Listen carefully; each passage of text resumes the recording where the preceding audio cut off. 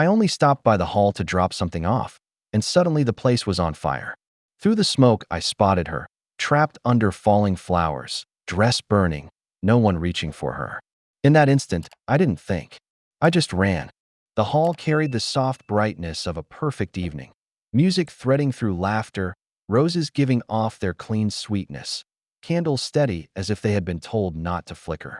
Anna stood near the arch of flowers, veil light against her shoulders, a hand resting over her heartbeat to steady it. Hope misted her eyes, not the fragile kind, but the kind that believes tomorrow will finally be gentle. The band played a tune meant to be remembered years from now, and the parquet floor shone like new water under the chandeliers. For a moment, the world seemed to move at a slower, kinder speed. She turned toward the man she was about to marry. His cufflinks caught the light. His smile was there, if a little quick, as if he were thinking of the next thing he needed to do. "We made it," Anna said softly, the words almost lost beneath a swell of strings. He squeezed her fingers, a split-second pressure, and nodded. "You look perfect," he said, already glancing toward the head table, the photographer, the next picture to be posed. Anna told herself it was nerves, the harmless kind that come with attention and timing and too many people needing a piece of you. "Tonight will settle," she promised herself. "After the first dance, after the cake, after the last toast. Then it will be just us." She stepped back, breathing in the scent of roses threaded with something warm and buttery from the kitchen. Pastries, she guessed, and let the hum of celebration carry her. A violin lifted above the chatter, shoes tapped lightly, hands met hands. She smiled at the simple mechanics of joy, music, light, and the earned relief that follows choosing a life and having it choose you back.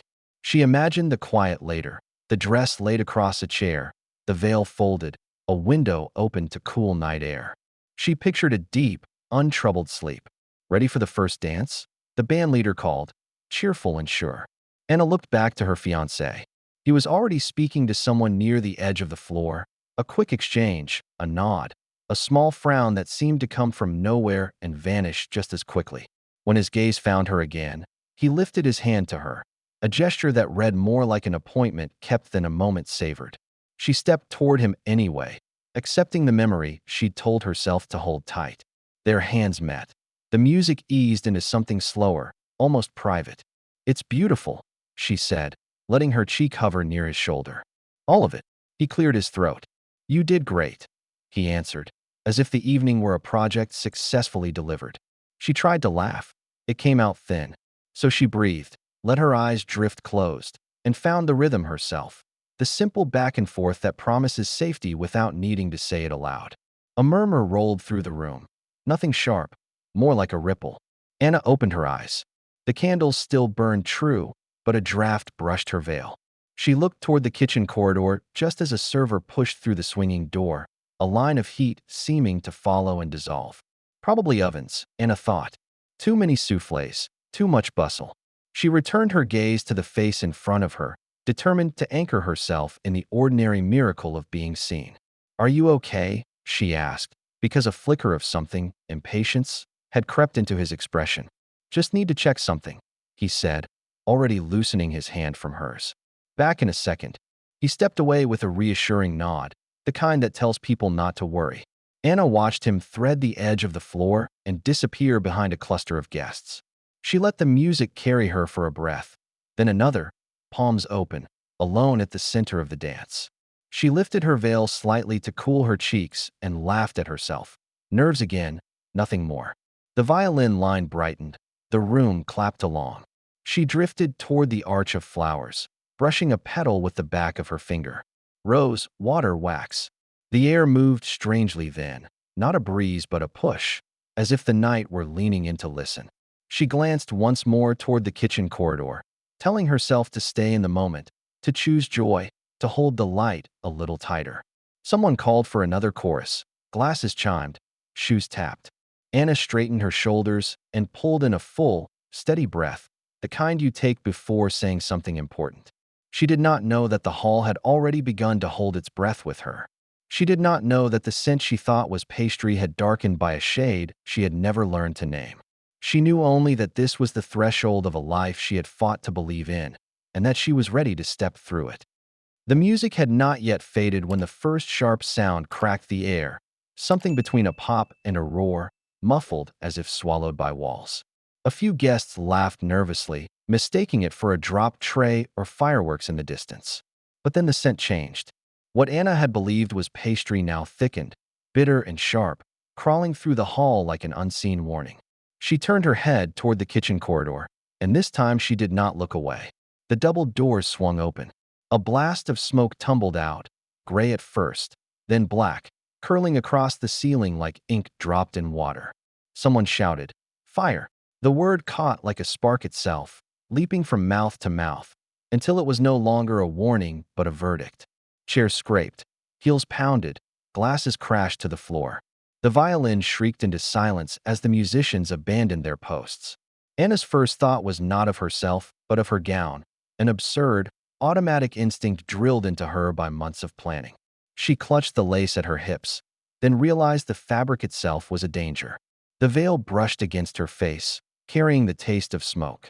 Her lungs pulled tight, each breath like drawing air through cloth.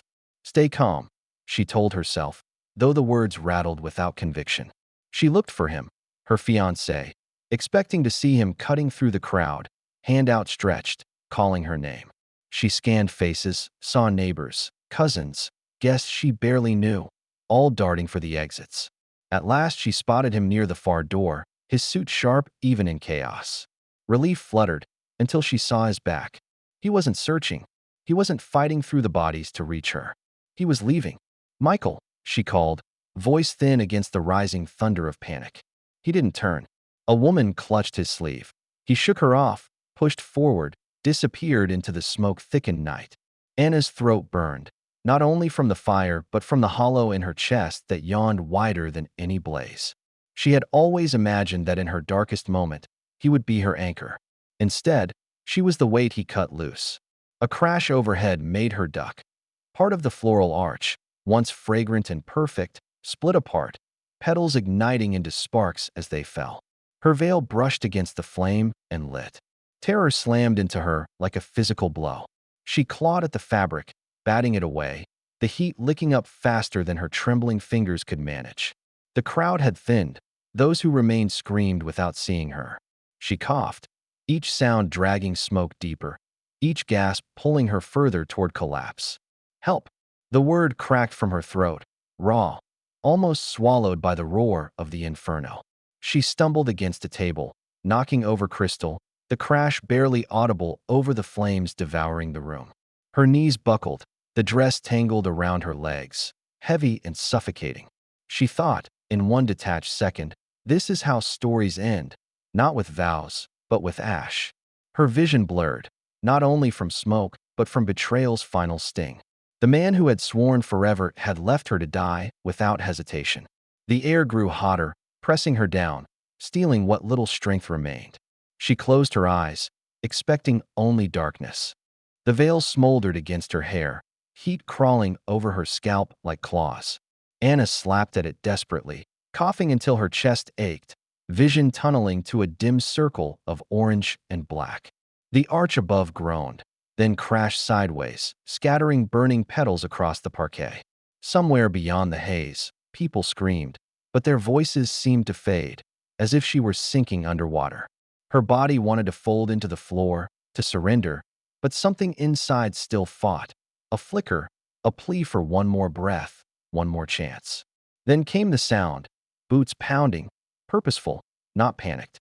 A shape cut through the smoke, broad-shouldered, moving against the tide of fleeing guests. He didn't hesitate, didn't scan the room for an easier rescue. His gaze locked on her the way a lifeguard fixes on a drowning figure. He vaulted the fallen arch, sparks raining down, and in that instant Anna thought she saw weariness in his eyes, as if this was not the first fire he had walked through. "Hold on." His voice cracked through the roar, steady and commanding. A hand, rough and sure, seized her arm, then wrapped around her waist. She gasped as her feet left the ground. He scooped her into his arms with the strength of someone who had lifted weight heavier than grief itself. The fire snapped at their heels, furious at losing prey. The world jolted and blurred as he carried her forward, shielding her with his own body when a beam split and fell. She could feel his chest heave against her side, lungs laboring but determined. Each breath wrestled from the choking air. Her head dropped against his shoulder, and through the haze she caught a glimpse of soot streaking his jaw, the hard set of a man too stubborn to let go. He wasn't dressed for a wedding, no polished shoes or crisp suit. His shirt was work-worn, sleeves rolled, as if he had stepped out of another life entirely and into hers at the exact moment she needed someone most. The exit loomed, doors flung wide, night air spilling in. He pushed through the final stretch, ignoring the flames clawing along the walls. With one last surge, he burst into the open. Cool air slapped her face, harsh but glorious. She coughed violently, sucking in the oxygen her body had begged for. The crowd outside recoiled, then hushed, eyes riveted to the stranger carrying a bride charred by fire but alive. He staggered only once, setting his boots wide to keep steady, before lowering her gently onto the grass. Anna clutched his shirt front, unwilling to release the anchor that had pulled her back from death.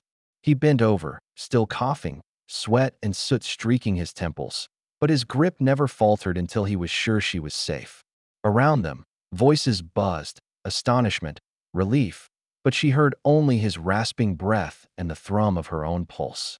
The night air should have felt like freedom, but Anna's lungs still fought against the memory of smoke. She lay on the grass, clutching at the earth as if it could ground her back in reality. Every breath rasped, jagged, carrying the bitter taste of burned wood and melted lace. Around her, voices rose, shocked whispers, shouts for help, cries for missing relatives, but they seemed distant, blurred at the edges. The only presence that felt real was the man crouched beside her. He leaned close, steadying himself on one knee, his hands hovering near her shoulders as though he was afraid to touch too much, afraid to hurt her further. His face was cut with lines of strain, soot streaked across his jaw and forehead. Yet his eyes, dark, worn, unflinching, were locked on hers. "You're safe now," he said, his voice low but carrying the weight of certainty. He coughed once, turned his head to spit smoke from his throat, then looked back at her as if she were the only one in the world that mattered. Anna wanted to thank him, to ask his name, but her voice cracked into silence. Tears spilled instead, tears she hadn't allowed herself even when she'd planned this wedding, even when she'd believed she was walking into forever. The fabric of her gown was ruined, singed at the hem, dirted with soot, the veil shredded where flame had touched it. Her heart felt the same, ruined, blackened, fragile. Because in the moment she needed her groom most, he had vanished into the crowd, leaving her to die. She had seen his back retreating into the night. She could never unsee it. A small voice broke through the haze. "Daddy?" Anna turned her head. A little girl stood nearby, clutching the hem of her father's smoke-darkened shirt. Her hair was tied in a messy braid, eyes wide with worry that pierced deeper than any flame. "Daddy, is she going to be okay?" The child's words trembled, yet her gaze never left Anna's face. For a second, Anna forgot the betrayal, forgot the ruined hall, and saw only innocence reflected in those young eyes. The man, her rescuer, let out a slow breath and lowered a soot-streaked hand to smooth the girl's hair. His shoulders relaxed by a fraction. "She's safe now, sweetheart," he said softly, voice breaking but sure. "She's safe." The girl nodded, small fingers gripping tighter at his shirt, reassured by nothing more than his word. That simple exchange, the quiet strength in his tone, sent a fresh wave of tears down Anna's cheeks. He didn't owe her anything, yet here he was, giving everything, his breath, his strength, his calm, to protect both a stranger and his daughter's sense of safety. Around them, the crowd hushed, watching the tableau as if it carried more weight than the fire still raging behind the hall. To Anna, it felt like the world had collapsed into this single circle of grass, this man, this child, this impossible second chance at being seen. She clung to the moment, her body trembling, her heart split open not only by fear, but by an aching gratitude she couldn't yet put into words. The sterile white of the hospital room was a world apart from the fire's violent chaos. Beeping monitors replaced the roar of flames, and the faint scent of antiseptic hung where smoke once filled every breath. Anna lay propped against thin pillows, her arms marked with faint burns, her lungs still raw from the smoke she had inhaled. Yet the deepest wound wasn't on her skin, It was the hollow where trust used to live. She had not spoken his name since that night. She couldn't. The groom who had promised forever had abandoned her before their vows had even been sealed. That truth weighed heavier than any injury. Days blurred together, nurses coming and going, doctors checking vitals, visitors offering flowers that wilted too quickly. But the only visits she looked forward to were the ones without ceremony, the ones that carried no weight of expectation. The first time Daniel walked in, it startled her. He wasn't dressed in hospital whites or formal suits. Just a plain shirt, a pair of work-worn jeans, and hands that still carried the faint smudge of grease no soap could erase. Beside him was Emma, skipping a little to keep up, clutching a paper bag with the excitement of a child bearing treasure. "We brought something," Emma announced, her voice carrying the lightness missing from Anna's world. From the bag, she pulled a small plastic horse, its paint chipped from use. "He's lucky. He kept me safe when I was scared." She placed it gently on the nightstand, as if she were setting down something sacred. Anna's throat tightened. She reached for the toy, holding it carefully in her palm as though it were fragile porcelain, though she knew it had endured years of play. "Thank you," Anna whispered, her voice thin but steady. Emma grinned, satisfied, then climbed into the chair beside the bed. Daniel remained standing, awkwardly shifting his weight, as if unsure he belonged in this room. "She insisted," he murmured, nodding toward his daughter. "Didn't give me a choice." His eyes flicked to Anna's bandaged arm, then away, respectful in their hesitation. She caught the unspoken message in his posture. "I came because she needed me to. I stayed because maybe you needed us too." Each day, their visits continued. Sometimes Emma brought drawings, stick figures with giant smiles, crude rainbows, a dog she wished she had. Sometimes Daniel brought nothing but silence, which somehow mattered more. He would sit by the window, his broad shoulders filling the frame, his presence grounding the room even when words failed. For Anna, those silences weren't empty. They were full of the unspoken truth that someone cared enough simply to stay. At night, when the ward grew quiet and the machines hummed like distant crickets, Anna would close her eyes and think of the moment she had been carried through fire. Not the terror of it, but the strength of arms that had refused to let her go.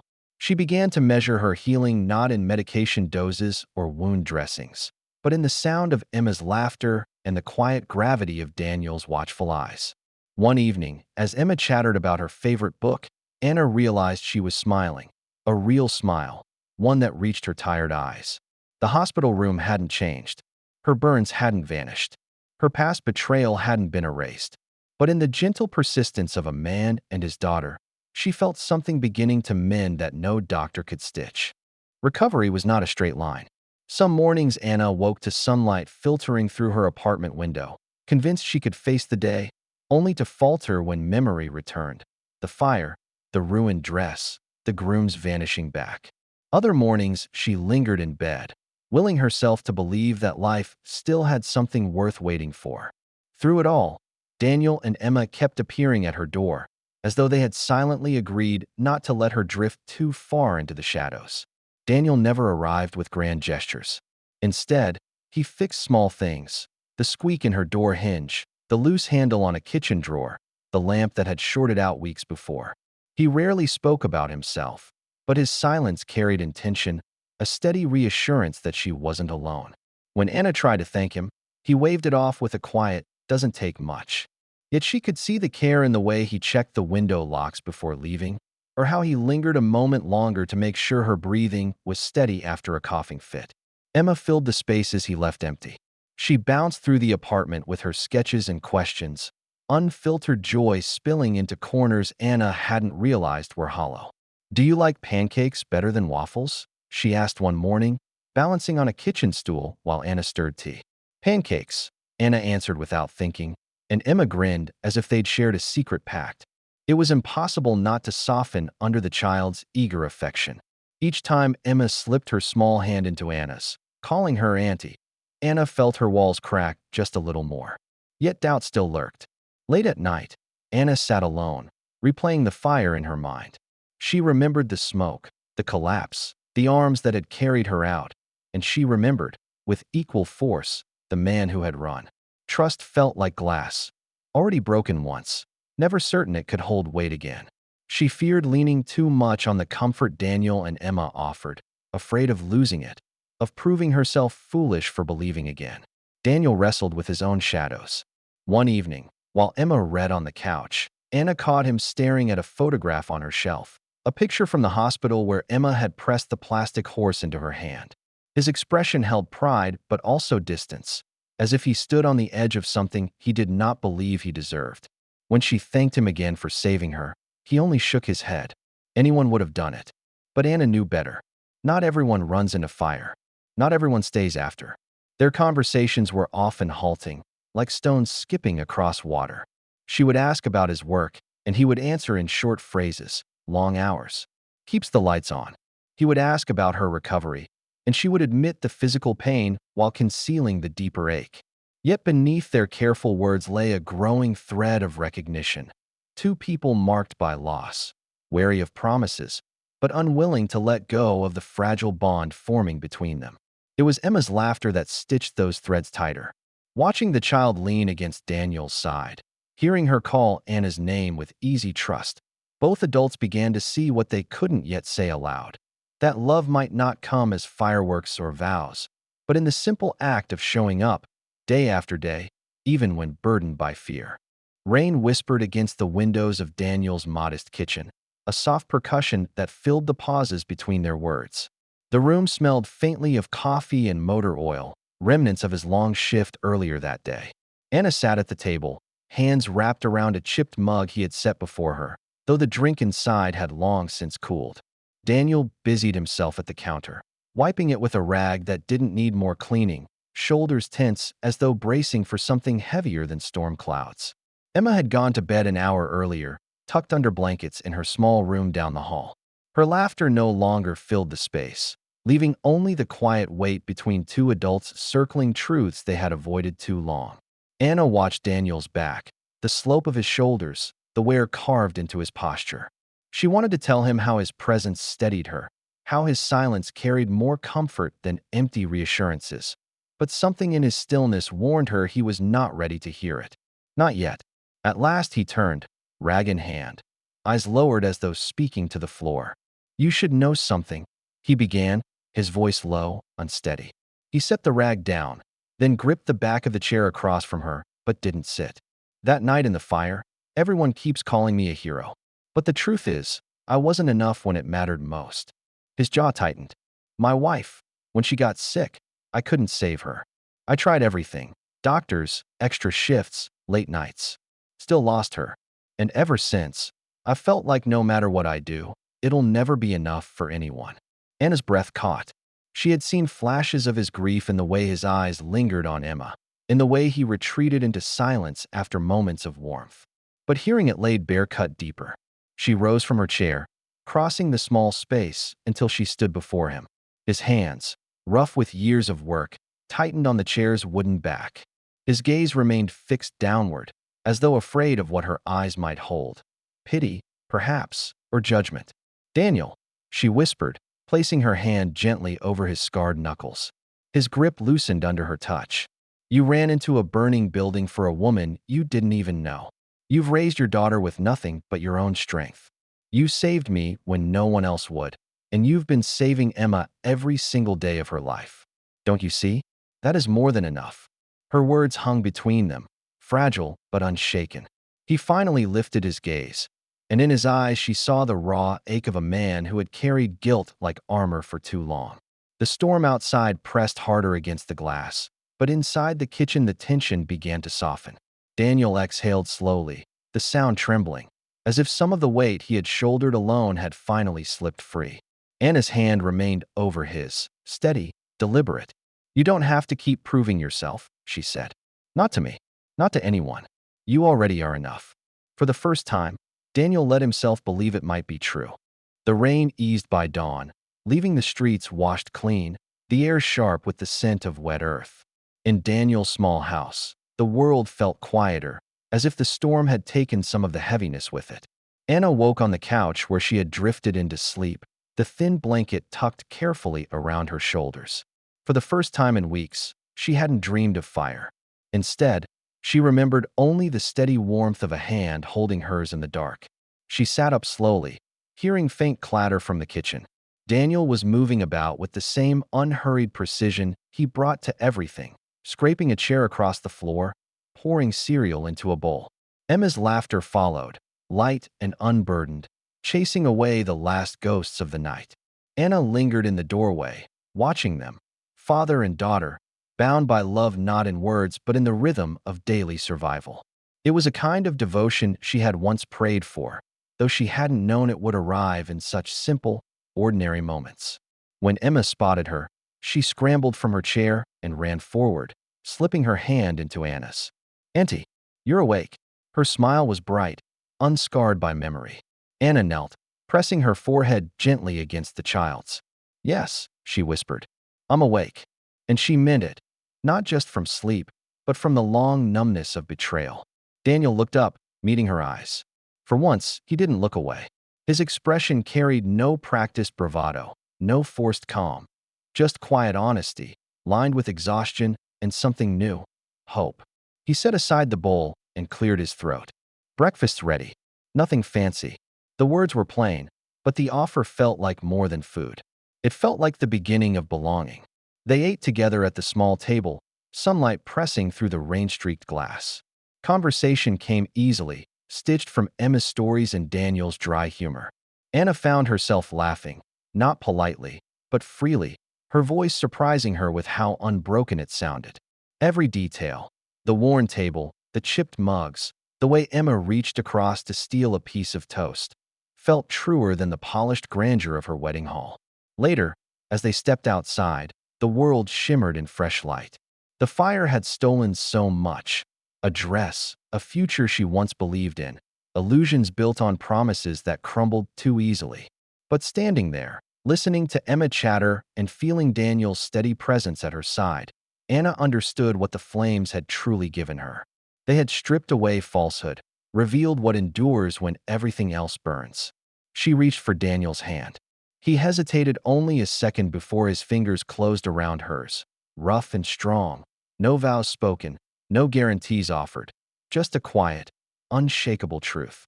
For Anna, it was enough, more than enough.